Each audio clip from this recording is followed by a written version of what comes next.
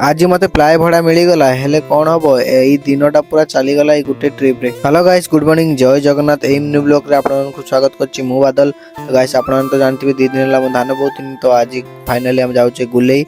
तो गुलेई आसिक मु पहुंची गली बसिछि, तो केही गुटे की आसिनथि कि बाहरिया गाड़ी भी गुटे की माने बाहर को भारी नहीं। तो एकला मु बसथिनी आ सकड़ जगह भाई ता गाटा थिला तो भारी का आसिक आपन देखो तापर सेही समय आसीगला हमर बिटुई। तो बिट्टू भाई आसते ना ताको भड़ा मिलगला कहीं से फोन भड़ा तार थिला। तो फोन कथा हो से भड़ाटा जीव आउ।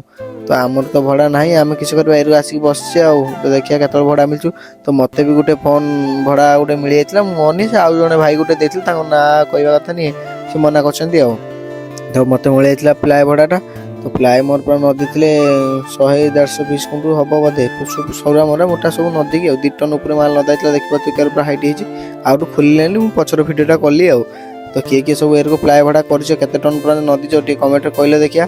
तापर होगा खाली भाई 11टार से गाड़ी लगे से बाहर गई 2:30 बेले। तो होता 3:30 बेले पूरा घर को आइली आसिक देखला गुलेर भाई एर को सब गाड़ी ठिया मुझे कहली मुझे कहीं ठिया भी। तो मो गाड़ी भी काल फिटनेस अच्छी।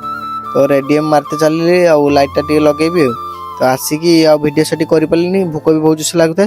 तो घरे आसिक यही वीडियोटा बनाऊँगी तो देखिए रेडियम किसी किसी लगाई भितर लाइटा गोटे लगेनी आप देख लंबा लंबा पूरा रेडियम भाई रेडियम खर्च होगा 700 टका पूरा 600 टका देनी 30 टका फुट कहला 24 फुट को केत है आप कमेंट कर कहले देखिया माने 30 टका फुट आउ 24 फुट को केत है कमेंट कर। तो लाइटा भी लगे यही मिनी ब्लॉग जब एत देखते तो प्लीज लाइक शेयर सब्सक्राइब करदे। रही जय जगन्नाथ।